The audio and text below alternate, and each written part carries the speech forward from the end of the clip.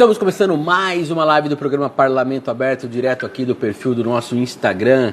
Sejam todos bem-vindos, sejam todas bem-vindas. Hoje falaremos com Gabriel Ávila, que é cineasta, diretor e roteirista do curta-metragem Homem ao Mar. Falaremos sobre a produção de cinema independente no interior do estado de São Paulo. Então vai ser um papo bem bacana aí, falando de produção artística, também de inspirações, financiamentos, enfim, tudo aquilo que se relaciona a esse tema tão importante aí, ligado também à produção artística, cultural, que não só de Piracicaba, mas da região e do interior como um todo.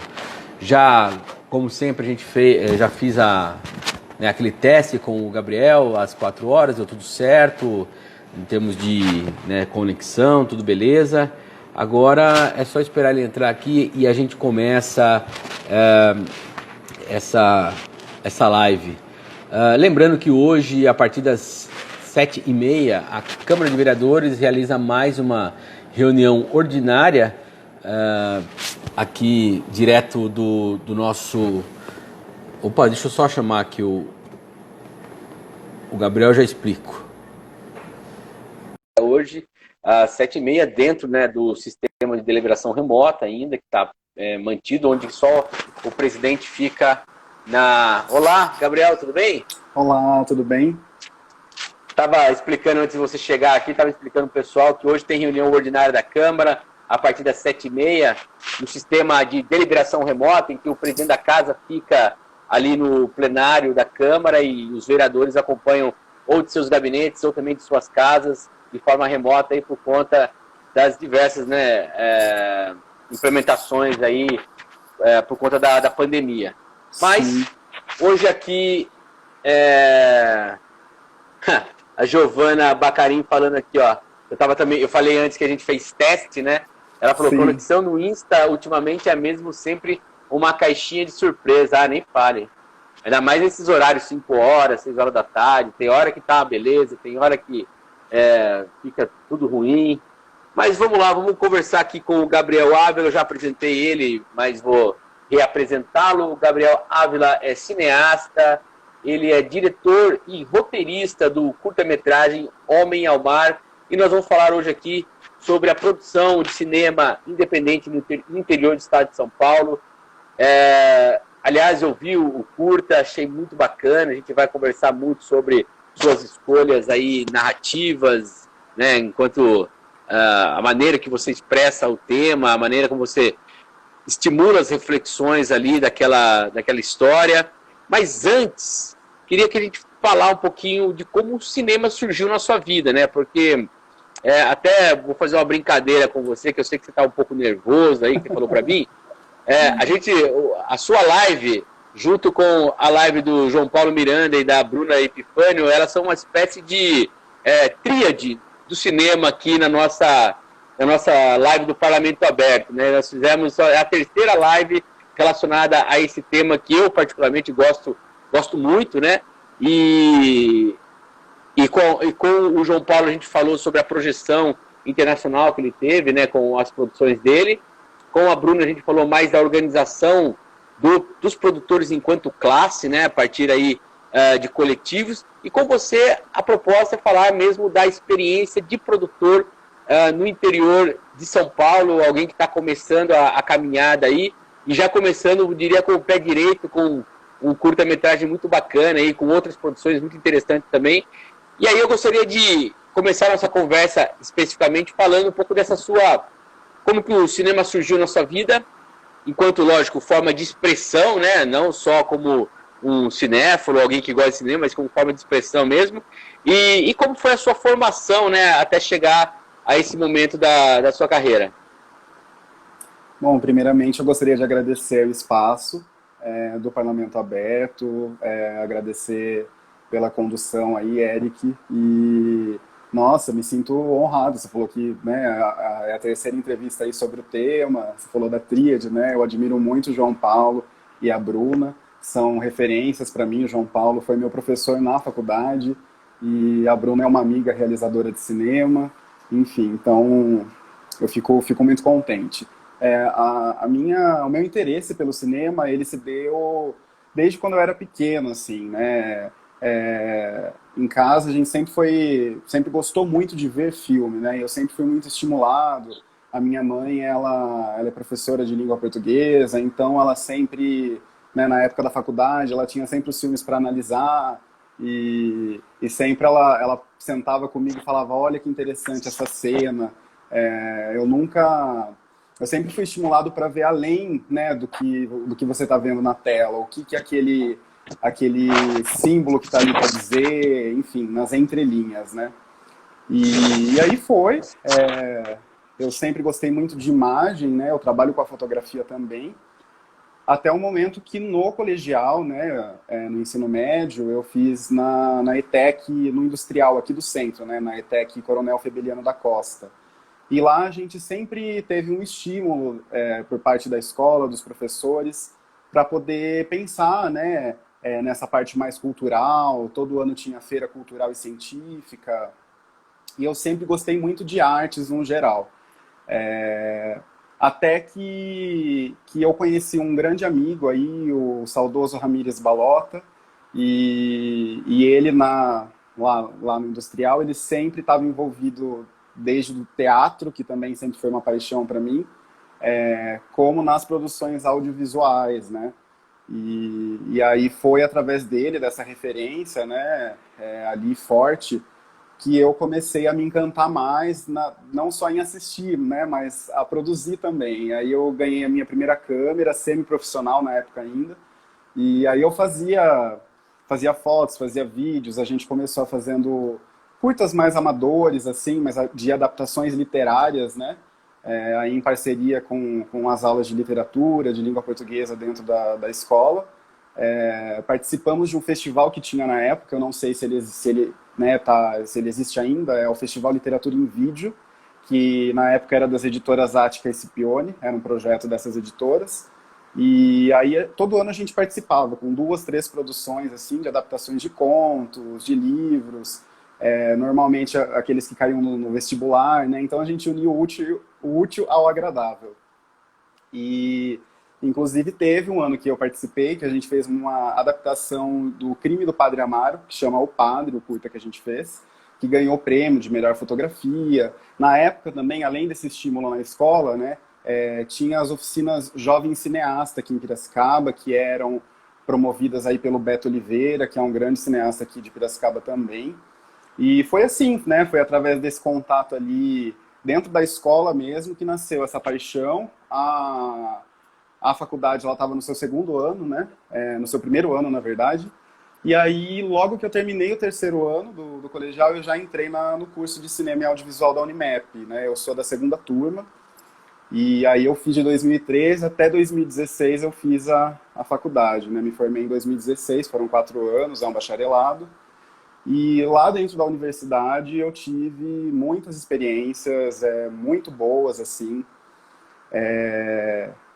dentro do cinema, seja contribuindo com as produções de outros amigos da sala, recebendo convites aí para participar de produções como do João Paulo, por exemplo.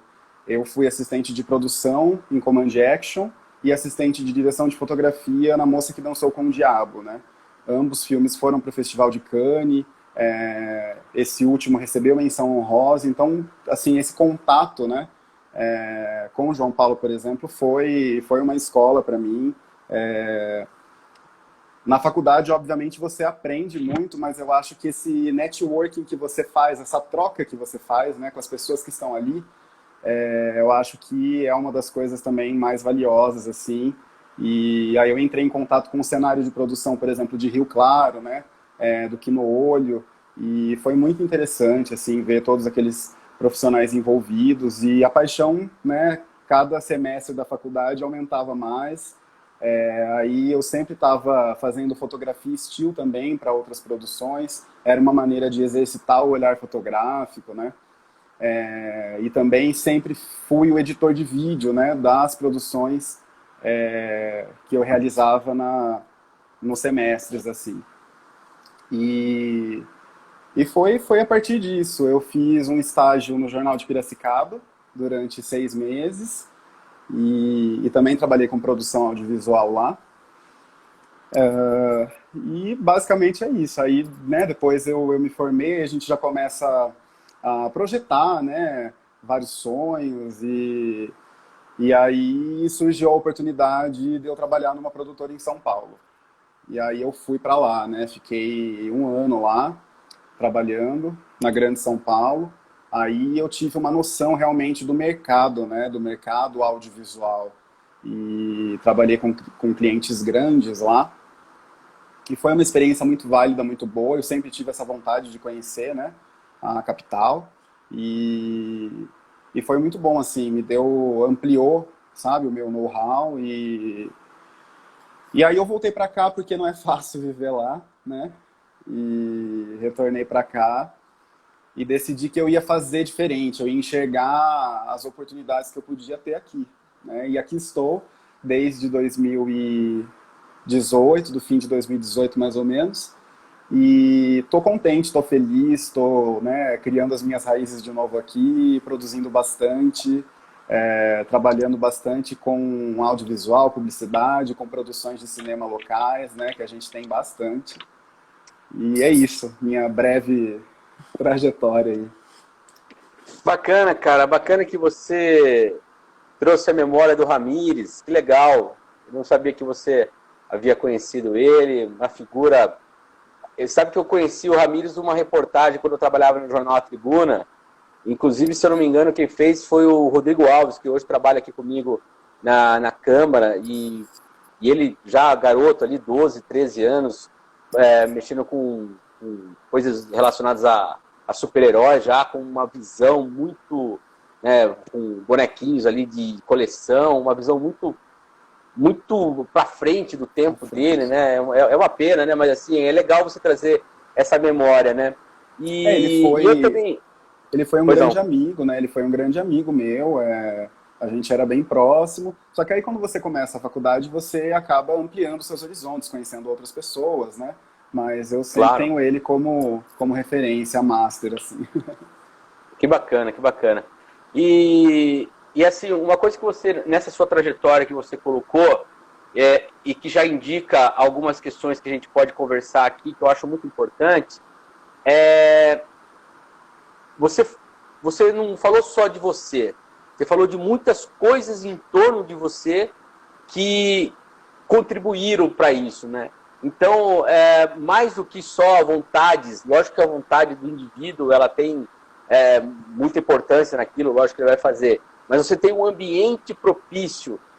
Já falando do nosso tema, você acredita que dentro dessa ideia de produção de cinema no interior, nós temos hoje um coletivo, uma comunidade em torno dessas produções? Você acha que isso está consolidado também? Porque você foi traçando, né, que nem você falou do João Paulo, o próprio Pino Olho, né, que ele criou, aí você falou da Bruna, que também é uma outra referência, outras questões, a própria faculdade ter um curso relacionado a isso, né?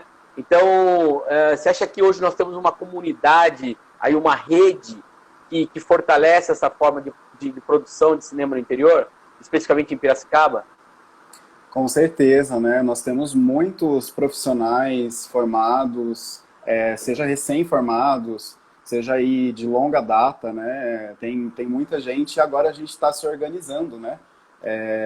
Realmente para ter essa força, né? Se organizando em coletivo. A exemplo disso tem o Cine Fórum, né? Que é o Fórum de Cinema do Interior Paulista e já tem, acho que mais de 30 cidades. O interior de São Paulo ele é muito rico, né? As coisas acontecem aqui também, não é só em São Paulo. Então é importante a gente ter esse olhar. E sim, a gente tem muitas pessoas, né? Como eu estava dizendo. E, e é isso, a gente agora se encontrar, né? Fazer um mapeamento, que isso já é discutido aí, né? Para a gente saber realmente a quantidade de realizadores, né, de produções, mas elas existem em grande quantidade e há muito tempo, né? Só que agora eu acho que está rolando essa primavera, né, dos produtores, dos realizadores de cinema do interior. Legal. Pessoal que estiver acompanhando aqui, nós temos duas matérias, então, tanto com o João Paulo Miranda quanto com a Bruna Epifânio, está no site da Câmara. foram entrevistas que nós fizemos aqui na live. Fica aí também como dica para quem quiser saber um pouco mais desse universo todo, né, que o Gabriel está trazendo aqui, e que eu acho importante a gente ter esse conhecimento, né, fazer essa roda girar. Né? Uma pena que ainda estamos nessa questão da pandemia, tem todos esses obstáculos, mas acredito que esse fortalecimento aí, com certeza, a hora que a coisa tiver aí, o bloco estiver na rua, com certeza isso vai dar mais fruto. Agora, falando em termos de influências para você no cinema, quem que você considera influência? Né? Já citou o João Paulo, citou a Bruna, mas também na sua formação artística, na sua formação de como você vê o cinema, lá no seu portfólio eu vi que você cita o Godard, por exemplo, ele seria uma referência? Quais são as suas referências? Também. Eu acho que assim, as referências clássicas eu acho que a maioria já conhece, né? Eu gosto muito aí do olhar de alguns cineastas que estão, né, ficando mais populares agora. Tem o Ari Aster, o Jordan Peele, por exemplo, né, que eles trazem linguagens aí incríveis para um cinema de terror, de suspense psicológico. Tem, né, o João Paulo, por exemplo, é uma referência à linguagem que ele traz, né, nos curtas, planos mais contemplativos. Eu gosto muito também, falando, né, daí de cineastas de fora do Brasil, tem Luca Guadagnino, eu gosto bastante, que dirigiu Call Me By Your Name, fez o remake de Suspiria. Gosto muito. Aqui no Brasil, né, Laís Bodansky, gosto muito dos trabalhos dela. São vários, né, assim, as referências são enormes. Eu também tenho referências não só dentro do cinema, mas na arte em geral. Eu gosto muito de MPB, gosto de pop, sou muito fã de Madonna, né, e o que é legal, por exemplo, de quando, né, a gente observa a carreira dela, é tudo muito assim. Ela sempre trabalhou com os melhores estilistas, os melhores diretores de cinema para fazer os videoclipes. Então a parte estética e visual, né, é muito interessante, me agrada muito e é uma referência assim, para mim também. Mas você classificaria o teu estilo dentro de alguma escola cinematográfica? Olha, não sei, eu não sou muito fã dessa coisa também de ficar classificando, né? Uhum. Mas acho que também, como eu ainda sou um diretor iniciante, eu ainda estou experimentando muitas coisas, né? Ainda estou descobrindo esse estilo, assim. Mas eu gosto muito de detalhes, de planos mais fechados, de olhares, né? De planos contemplativos. Eu acho que também isso faz parte de uma estética aí mais contemporânea, né? Que a gente vem vendo em filmes mais alternativos. Isso me agrada muito, né? Aquele filme com o tempo mais dilatado, né? Eu gosto muito dessa estética e sempre tento trazer para os meus trabalhos autorais. Olha, a Bruna Epifânio chegou aqui na live. Olá, Bruna. Oi, Bruna. Estávamos falando de você aqui. Agora, falando da questão da produção do curta, produção mesmo, efetivamente, de cinema no interior, né? Você divulga, né, inclusive, que o Homem ao Mar, né, que foi lançado, inclusive, esse ano, o curta-metragem, ele foi feito com rifa, o que é legal, né, é evidente, mas eu sempre digo o seguinte aqui, Gabriel, a gente não pode também romantizar a falta de incentivo de política pública, né? Eu acho que a busca por uma rifa é importante, ela mostra o interesse das pessoas, mobiliza as pessoas, mas a gente tem que cobrar do poder público, a gente tem que cobrar de quem tem o dever, né, de fazer esse incentivo. E aí, como você analisa essas questões de financiamento para quem está fazendo cinema no interior e a partir tanto das oportunidades que tem em âmbito federal, quanto também em âmbito estadual e até municipal, se houver, né? E a ideia de produzir o Homem ao Mar através de rifas, ela não foi a ideia inicial, né? A gente fez um projeto, por exemplo, para o FAC, aqui de Piracicaba, não passamos. Anteriormente, com uma outra produção, a gente tinha também participado do Prêmio Estímulo, né, do PROAC, que aí é a nível estadual. Eu acho que assim, o complicado é que é extremamente burocrático, né? Não é facilitado o acesso. Então eu acho que a gente precisa cobrar e rever, né, essa questão aí das políticas públicas. Eu acho que a gente passa, acho não, eu tenho a certeza que nós estamos passando aí por um momento bem delicado, né, a nível nacional, para a arte no geral e principalmente para o cinema, né, aí um corte de quase 50%, né, do fundo do setor audiovisual. A gente passa também por uma, vamos dizer aí, uma certa censura, né, que rola do governo federal, né, declarações assim que a gente fica espantado, né, que a gente não esperava. A exemplo disso, a gente tem a fala, né, sobre o filme da Bruna Surfistinha, né, é um filme que movimentou 20 milhões aí de reais dentro do país, trouxe muito retorno e é importante falar que o setor audiovisual ele movimenta muito a economia do Brasil, né? Então é importante que se tenha um olhar realmente para a área e que a gente, né, agora, como eu estava falando, a gente se organizando, né, seja pelo ICINE, seja na comissão aqui da cidade, que a gente se organiza para poder cobrar isso, né, a gente fortalecer aí a área, né, as nossas demandas, as nossas pautas, porque realmente não a gente precisa, né, é a nossa área de atuação, é a nossa sobrevivência, então a gente precisa desse respaldo, sem sombra de dúvidas. Cinema é uma arte de resistência, né, o histórico dele aqui no Brasil, desde a Embra Filmes, né, que o Collor, por exemplo, fechou, aí em 2001 surge a Ancine. Então, o cinema sempre foi uma arte de resistência dentro do nosso país, né? Não seria diferente no interior. Então, estamos aqui, né? Estamos firmes e fortes, produzindo, mostrando que a gente existe, que a nossa arte está aí. E vamos resistir, vamos nos organizar para poder cobrar isso realmente do poder público, porque não dá para a gente só ficar fazendo filme através de rifa realmente, né? Foi aí uma solução para a gente que estava com sede de produzir o filme. E é isso. Perfeito. Agora, eu queria que você...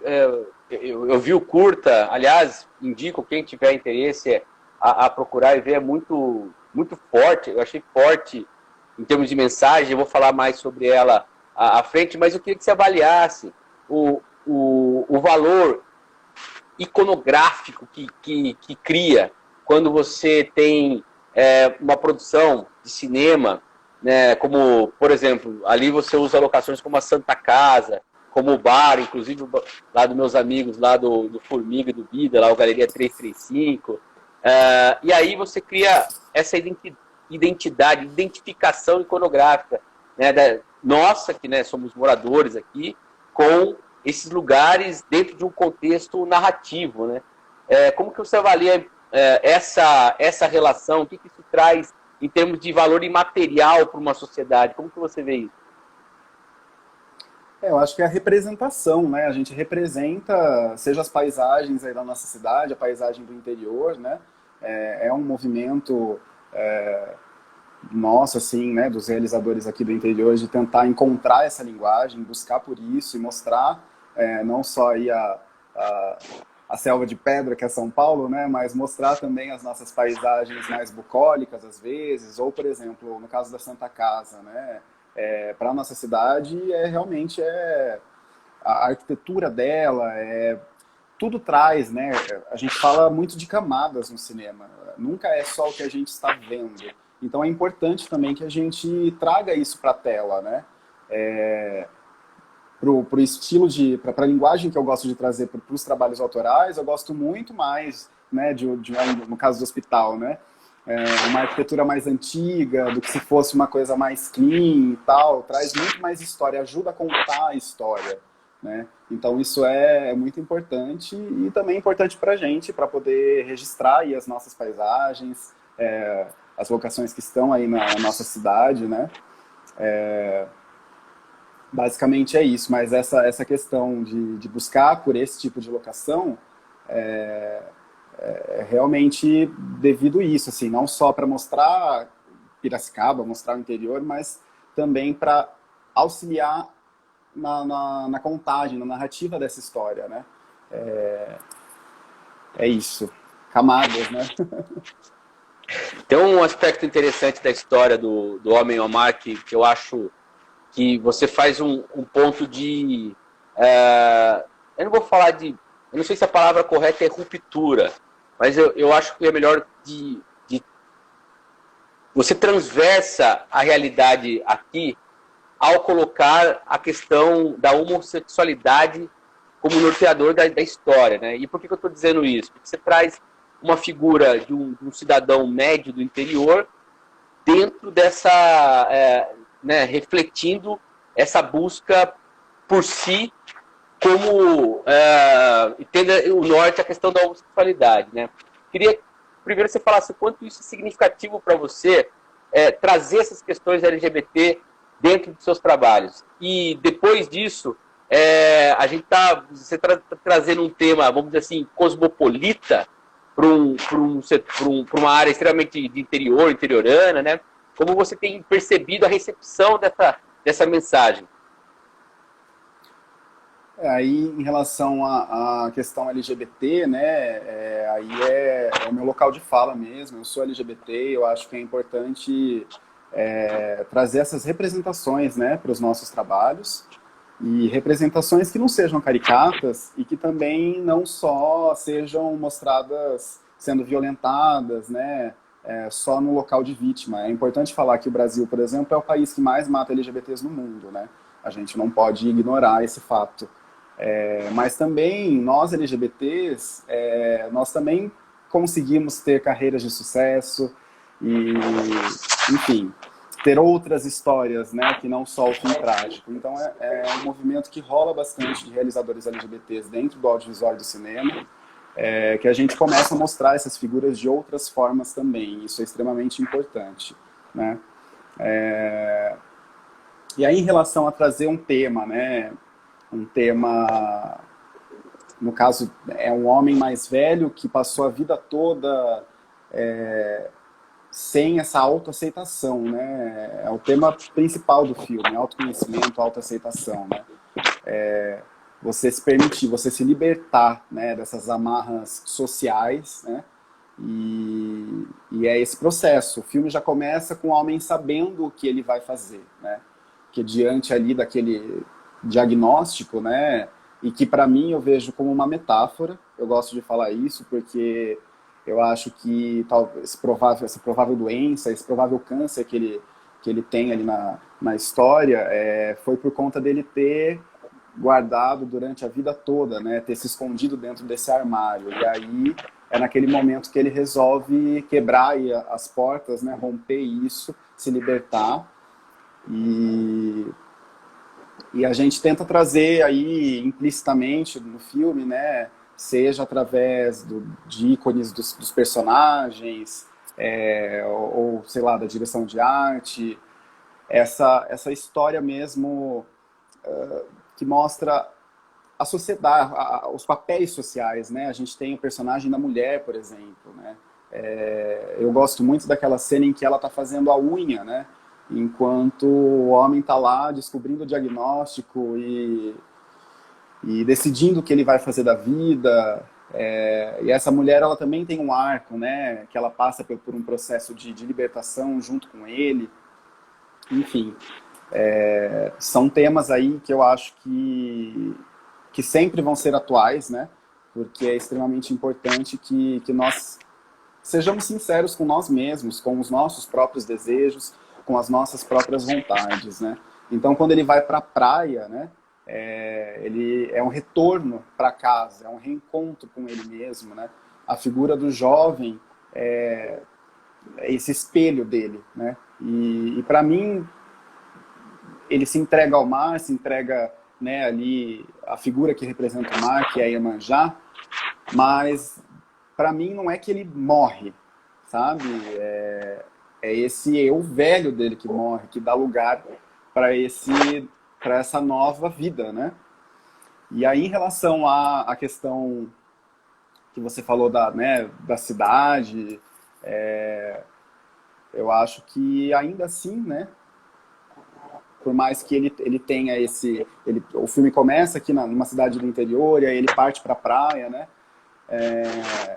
As paisagens, quando a gente mostra, elas são, né, são paisagens que remetem realmente a uma cidade já interiorana, né? E esse fato da viagem, né, dele sair da cidade e ir para uma outra, se encontrar, isso também eu vejo que é um reflexo aí, sempre tem muito de nós nos nossos trabalhos, né? Então eu vejo como um reflexo da minha própria trajetória aí, de ter também saído aqui da cidade, tentado se encontrar, no caso foi profissionalmente, né, em outro lugar, e depois esse retorno, né? A história do filme teve vários roteiros, vários tratamentos aí, o roteiro, e num dos primeiros roteiros tinha esse retorno dele, né? A gente acabou tirando, assim como outras cenas que acabaram ficando no roteiro, que a gente precisou tirar também, para deixar um pouco mais redonda a história, tinha esse retorno dele, né? O jovem retornava. E até muitas pessoas tiveram dúvidas assim, né, sobre o próprio entendimento do filme, mas eu acho que até é interessante você deixar mais perguntas que respostas, né? Você deixa aí a critério de cada um também interpretar, que a mensagem do filme toque, né? Cada um aonde precisa ser tocado, né? Para que as pessoas consigam refletir aquilo, não ser alguma coisa objetiva, assim, né? Bacana. Você sabe que eu ia também questionar isso para você, porque para mim, até a Bruna colocou aqui que o Homem ao Mar traz a subjetividade desse homem, de fato, né? E a minha impressão que eu tive é ele falando com ele jovem, pensando nele criança, aí essa reconexão com o mar, né? O mar que quando o próprio nome do curta me remeteu a um livro que eu gosto muito, que é o Velho e o Mar, do Hemingway, não sei se você conhece, e é bem dessa metáfora, né, o mar como metáfora né, da vida nossa. Aí você tem aí ele tá dias sem conseguir pegar um peixe, aí ele pega um peixe lá que é um peixe grande e tal, só que ele já tá velho e ele tá sem saúde, e aí esse peixe é atacado no mar, e com a hora que ele volta só com a carcaça do peixe, sem o peixe, cansado, velho. Então, assim, é interessante o mar como esse lugar de que você se reconecta com a vida, né? E faz essa reflexão.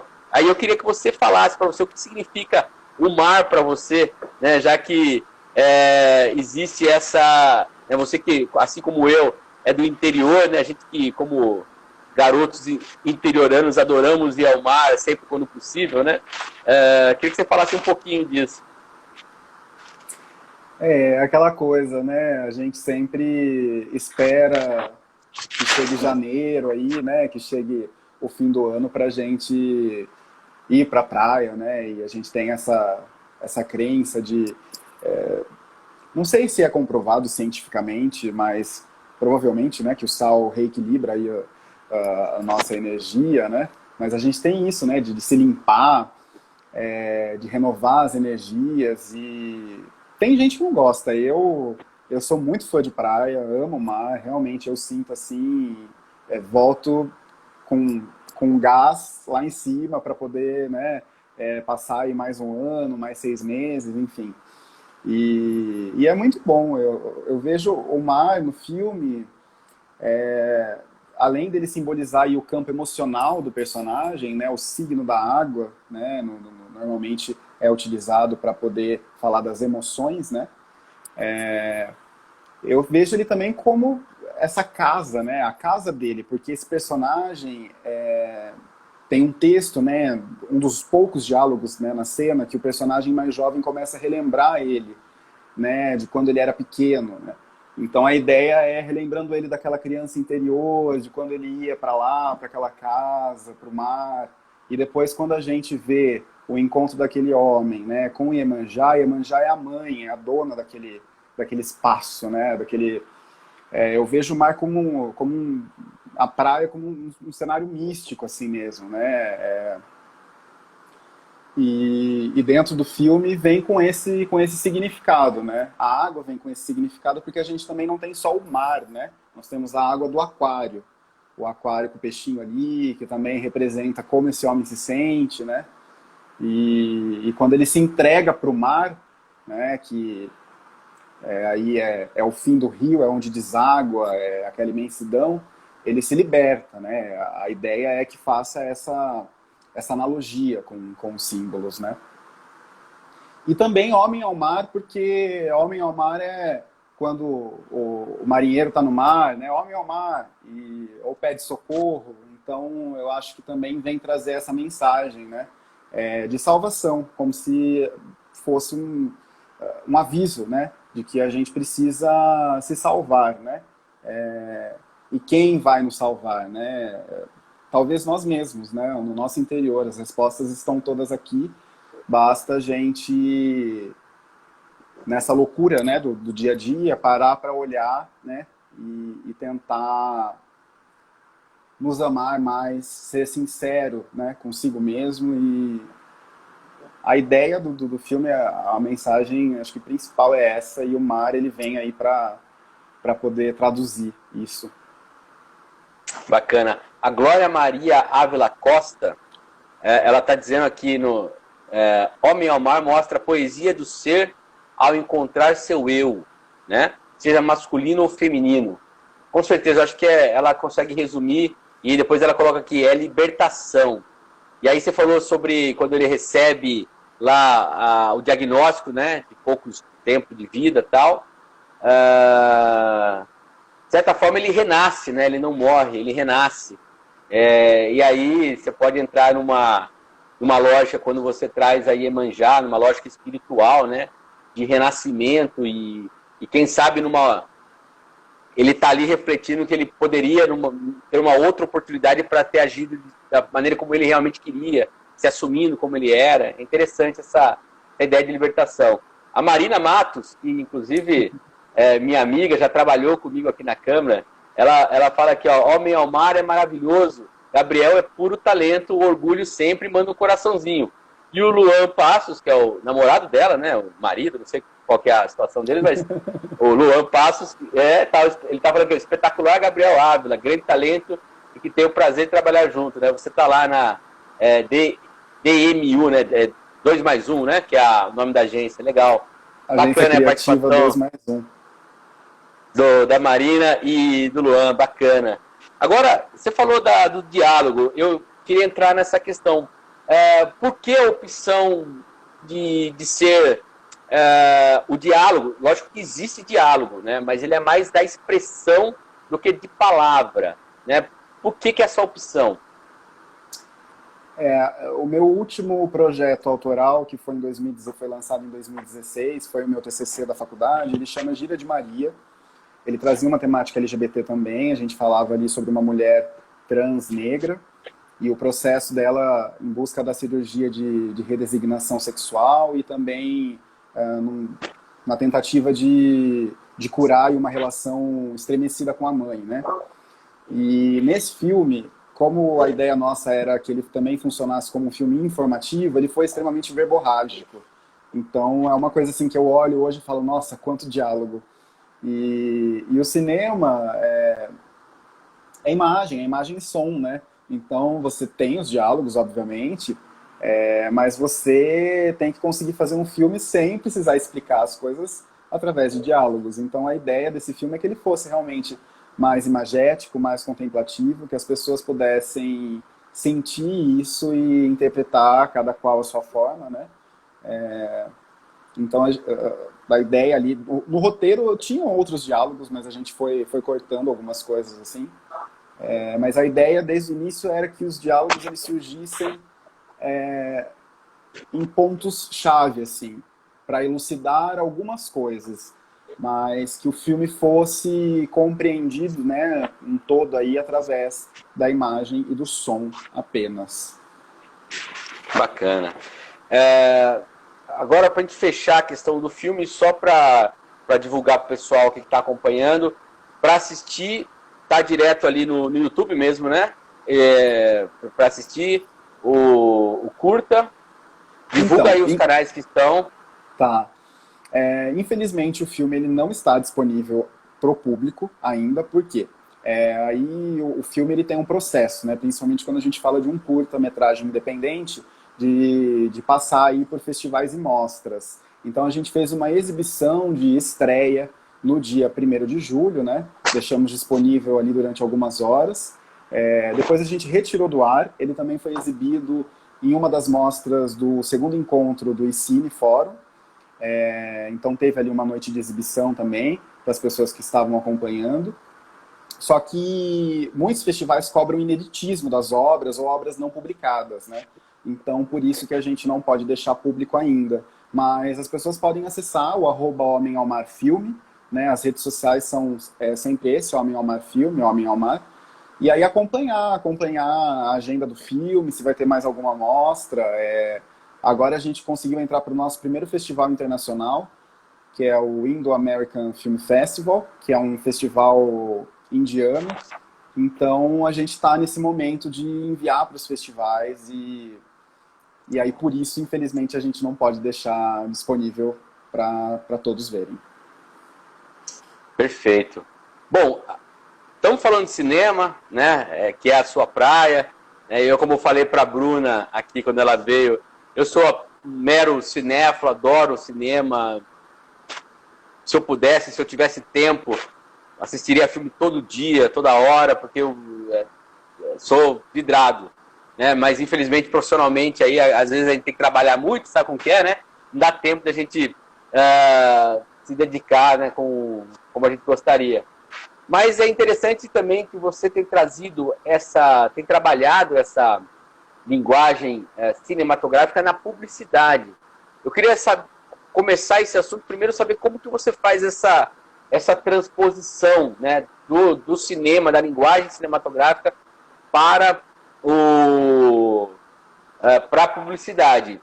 E aí eu queria, dentro dessa pergunta, que também você respondesse como hoje a publicidade está muito rede social, se o formato de rede social ele não prejudica a linguagem cinematográfica, né? Porque às vezes é aquela coisa, no Instagram o vídeo tem que ter 1 minuto menos ali para estar no feed, aí não pode ser muito longo, porque as pessoas não veem. Então assim, ele tira toda aquela aura que tem do cinema, né? Como que você faz primeiro essa transposição e dentro desses desafios aí de linguagem? Aí a parte, né, mais do audiovisual, né, mais do audiovisual sempre emprestando aí as técnicas e a linguagem cinematográfica, eu tenho conseguido atuar bastante nisso dentro da agência criativa 2+1, né, agora, e os trabalhos que a gente desenvolve lá ou que eu desenvolvo paralelamente, tem também a minha produtora Rubro Filmes, que sou eu e a Cris Mendes, né, que também é cineasta, produtora, diretora de arte. Então a gente sempre busca trazer esse olhar, que é um olhar mais cauteloso, né, um olhar mais sensível, mais artesanal. A gente sabe que o mercado de publicidade, essa demanda, né, da noite para o dia, às vezes você não tem tanto tempo de dedicar o quanto você gostaria para poder fazer um vídeo, né, ter todo o cuidado com ele, mas a gente faz o possível. Dentro da agência a gente preza muito por isso, por exemplo, e eu acho que é isso, essa transposição o cinema tem um tempo, né? Então, sempre que possível, você se atentar aos detalhes, né? Fazer o mais artesanal possível, não é só chegar lá e fazer um conteúdo humano, botar um celular lá e gravar, né? Tem todo um cuidado, né? Um preparo, uma decupagem, que você pensa um plano, né? Uma luz, né, específica, né? Um contraluz, uma luz de recorte ali, que dá uma graça em foto estilo de comida, por exemplo, eu gosto muito de fazer. Então é isso, a gente entender também que que um produto aí mais esteticamente mais pensado, com mais cuidado, né, vai ficar mais bonito, mais interessante, né? Vai atrair mais clientes, por exemplo. Então, é também uma conversa e uma educação que tem que se fazer com as empresas, né? Para poder entender a necessidade, porque o vídeo, o audiovisual, ele é o texto do futuro, né? As pessoas cada vez mais, elas leem menos. Então, é tudo muito, vídeo, Então, a gente tem que proporcionar sempre uma melhor experiência, uma experiência de cinema para um vídeo de 1 minuto do Instagram. E, obviamente, tem, né, aí algumas ressalvas em relação aos formatos das redes sociais, que a gente ainda está tentando se adaptar, né? Em vídeos em vertical, não é vídeo só no horizontal, então às vezes você faz a captação do material todo na horizontal, e aí você tem que adaptar para vertical, ou naquele formato landscape, né, que encaixa no feed do Instagram, ou 1 por 1 no Facebook. Mas por quê? Porque performa melhor, tem mais engajamento. Então é tentar lidar com isso e tentar adaptar, né? Mas eu, como cineasta e como cinéfilo, fã, né, de uma telona, não troco por nada o 16:9, a janela horizontal. A gente vai se adaptando, né? Porque precisa sobreviver também aí com o mercado audiovisual. Mas sempre que possível, trazendo essa linguagem e essa maneira artesanal de pensar o vídeo, né? Agora, essa transposição, ela é uma tendência, não dá para a gente dizer que não, né? Eu vejo você fazendo, mas eu vejo muitas outras agências fazendo. O que você acredita que isso vai, que essa busca por ferramentas cinematográfica, né, por linguagem, por essa forma de ver o vídeo a partir do cinema, ele pode trazer enquanto transformação para a publicidade, né? Publicidade no Brasil, que eu acho que a publicidade brasileira tem muitos méritos, é claro que tem muito defeito, tem muitas questões que estão ainda em evolução, mas ela tem uma característica, ela tem autoria, né? Se você pensar assim, a publicidade em si, né? O que você acha que isso pode causar? Que tipo de transformação a gente pode ter na publicidade a partir dessa influência? Eu acho que vídeos mais bonitos, né? Vídeos mais cuidadosos. Recentemente teve eu não vou lembrar agora a marca, mas era uma marca de carro que fez um live action do Caverna do Dragão, com o modelo de carro deles, e virou um curta, né?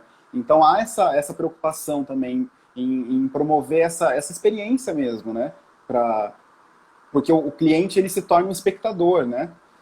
Então ele quer ter uma experiência cinematográfica ao comprar um carro, né? Ou ao pensar em algum alimento para poder consumir. Então eu acho que é basicamente isso, pensando na experiência que esse usuário vai ter, né? Que esse cliente vai ter, porque todo mundo, ainda mais hoje com serviços de streaming, né? Muitas pessoas, a maioria das pessoas adoram sentar, ver uma Netflix, né?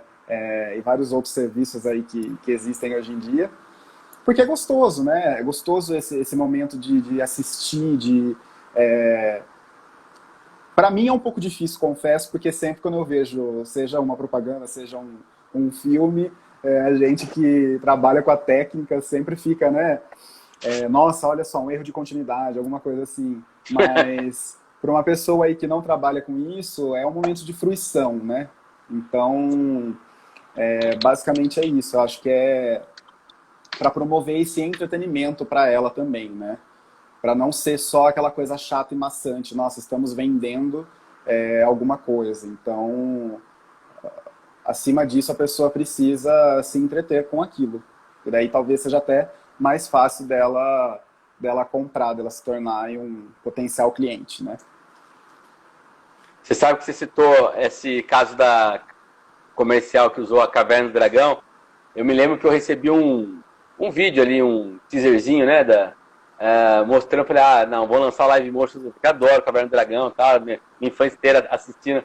Pô, eu fiquei meio decepcionado na hora que eu vi que era uma propaganda, mas a propaganda ficou genial, assim, eu digo assim, eu fiquei decepcionado por conta de, achei que era uma live action, né, vai ser lançado finalmente, tal, porque existe essa demanda aí no mundo geek, né, do Caverna do Dragão.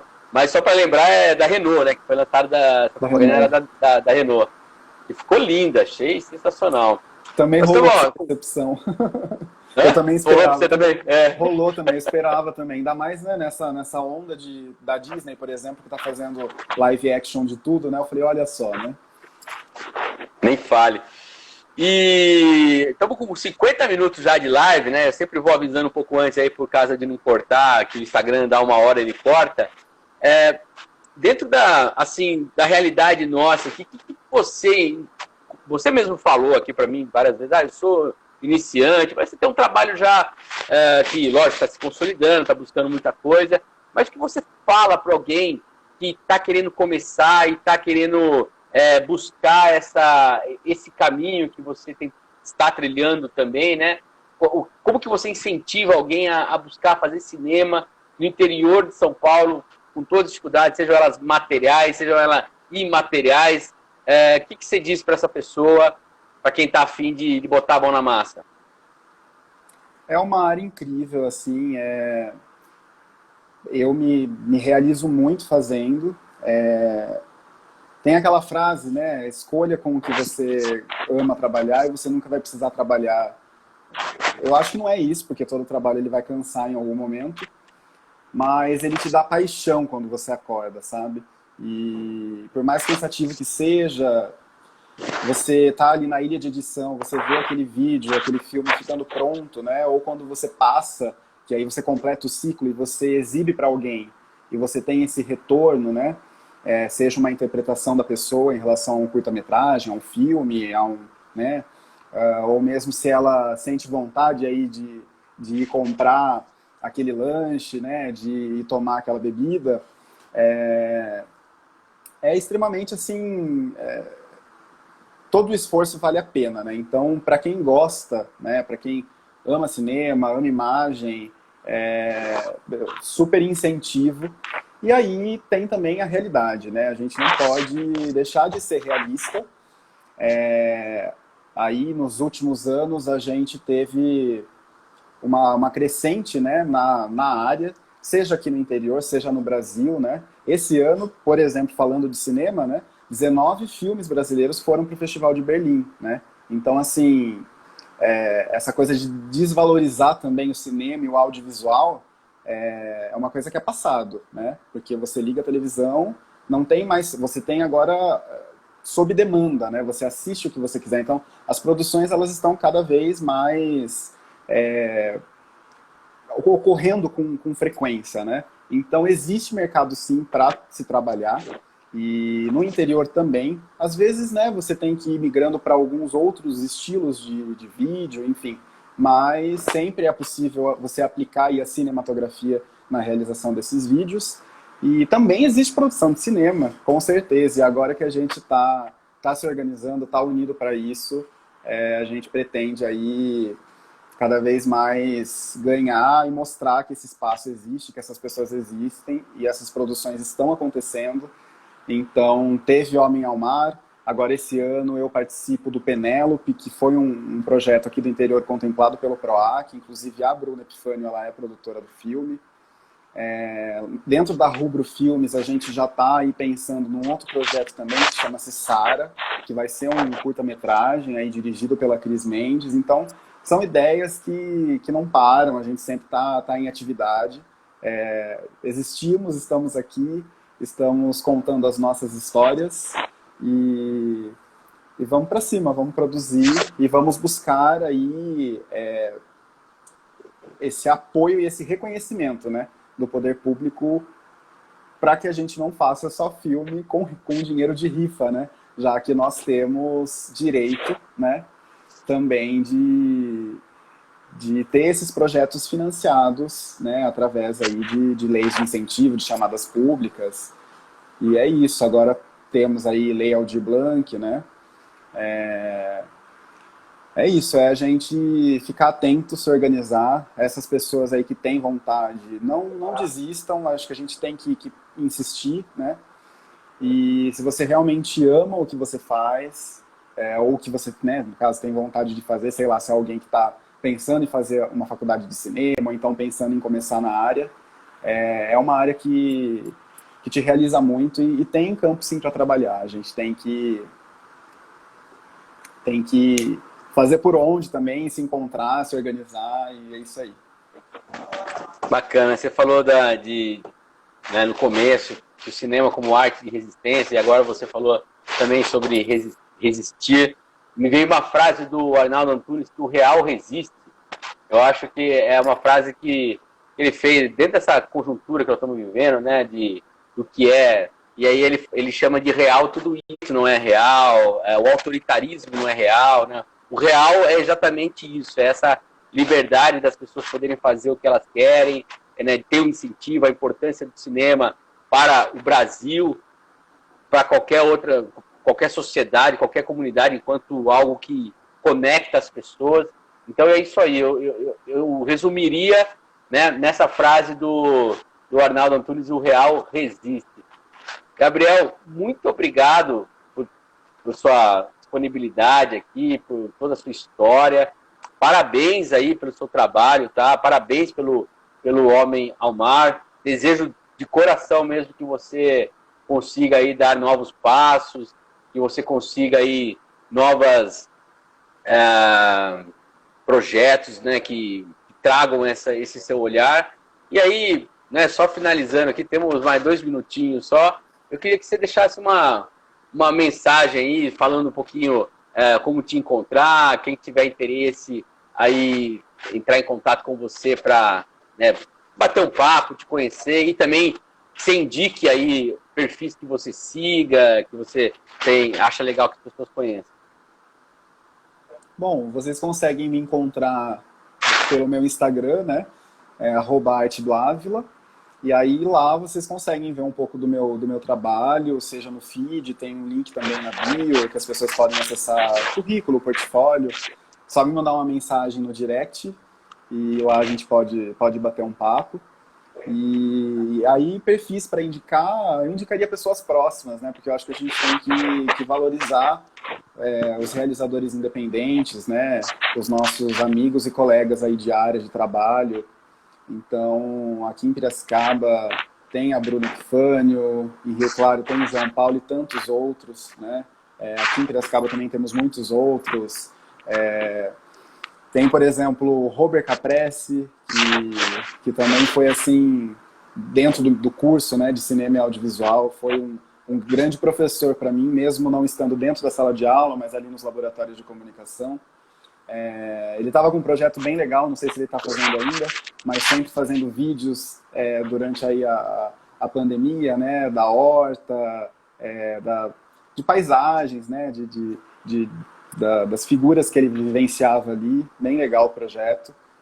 Isso, a gente valorizar quem está perto da gente também, os artistas locais, né? Porque também, senão a gente fica só vendo o que é de fora, ou o que é a nível nacional, e perto de você pode ter alguém fazendo alguma coisa massa, assim, né? Então, valorizem os fotógrafos locais, os cineastas locais, quem trabalha com ilustração, né? Designers gráficos, enfim. Para quem gosta de arte, né? Tem aí uma galera massa fazendo pertinho da gente, né? Eu acho que é isso. Bacana. A Maju Caprese tinha mandado para você aqui, ó, orgulho do Gabriel, parabéns pela trajetória, e agora ela está falando aqui, grande Rover. Que legal. Gabriel, estamos aqui terminando o nosso tempo, então mais uma vez agradeço você, aí muito obrigado por toda essa disponibilidade. Estamos recebendo aqui alguns comentários, João Escapa mandando aqui pessoas queridas, a Glória Maria parabenizando aqui o Parlamento Aberto, que eu agradeço também. Lembrando que essa live vira uma matéria no nosso site, câmarapiracicaba.sp.gov.br. Também esse vídeo vai para o nosso canal no YouTube, no Comunicação, Câmara de Vereadores de Piracicaba. E lá no site você entra também na nossa lista de transmissão do WhatsApp e recebe informações aí direto no seu celular.